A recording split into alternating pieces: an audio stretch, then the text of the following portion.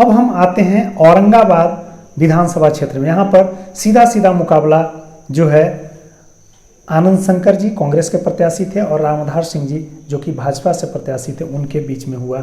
और एक प्रत्याशी थे जो निर्दलीय थे, यादव जाति से थे, ओरा से कैंडिडेट हैं।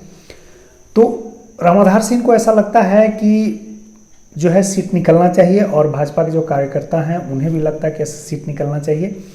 लेकिन कमिटमेंट जो था महागठबंधन के वोटर्स का हुआ, और सवर्ण जाति के वोटर में या वैश्य जाति के वोट में तो इस बार बिखराव नहीं दिखा, लेकिन सवर्ण जाति के वोटों में जो कुछ बिखराव दिखा, उस बिखराव की वजह से वहाँ पर संभावना तो है कि रामधार सिंह के पक्ष में रिजल्ट होगा, लेकिन इसे बहुत निश्चिंतता के साथ नहीं कहा जा सकता है, क्योंकि कुछ वोट जो है बिखरे और वह वोट बिखरने की वजह से जो है रामधार सिंह को डैमेज हो सकता है। ऐसे उम्मीद जताई जा रही है कि कुछ वोट से ही सही लेकिन रामधार सिंह जीतेंगे।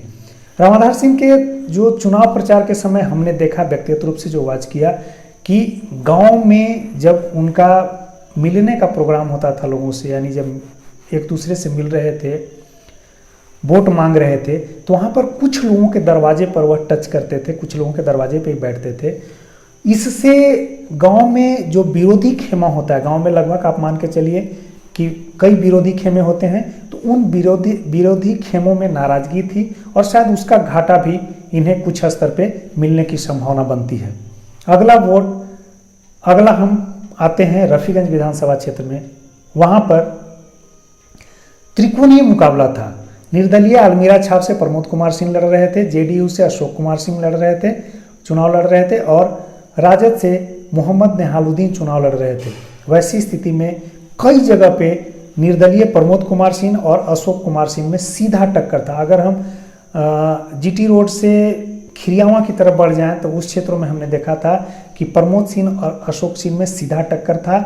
लेकिन यहाँ पर भी एक जानने की बात है कि राजद से जो जातीय संबद्धता रखने वाले लोग हैं उनमें खासा उत्साह था, कमिटमेंट था, और उन्हें लगता था कि यादव और मुसलमान वोट अगर एकदम संगठित होकर के वोट कर दे तो राजद की जीत निश्चित है, क्योंकि यहाँ पर राजपूत जाति से 2 उम्मीदवार हैं और अच्छा खासा वोट प्रमोद सिंह और अशोक सिंह के बीच में कटता दिख रहा था। वैसी स्थिति में नेहालुद्दीन के तरफ जो है पलड़ा भारी दिख रहा था।